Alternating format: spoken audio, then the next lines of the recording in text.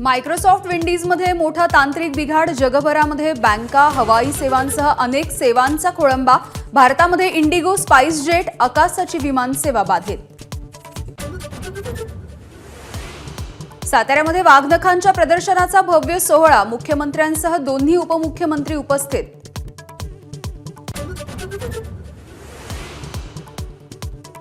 रायगड जिल्ह्यामधल्या पेण तालुक्यामध्ये ढगफुटीसारखा पाऊस, पेण शहरामध्ये रस्त्यांना नद्यांचं स्वरूप.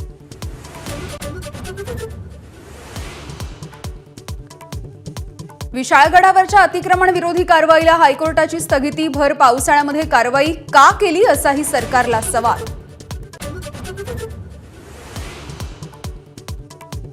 बुलडाणा जिल्ह्यामधल्या दगडफेक झालेल्या साखर खर्ड्याला केंद्रीय मंत्री प्रतापराव जाधव यांची भेट, सोबत स्थानिक आमदार राजेंद्र शिंगणेही.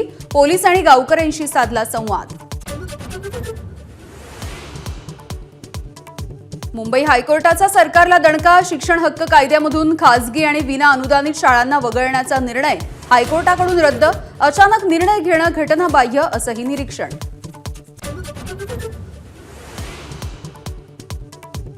काँग्रेस कमिटीची मुंबईमध्ये बैठक, सर्व 288 जागांचा घेतला जातोय आढावा. उमेदवार आणि जनमतावरती होतोय काथ्याकूट, 150 जागा लढा असा नेत्यांचा सूर.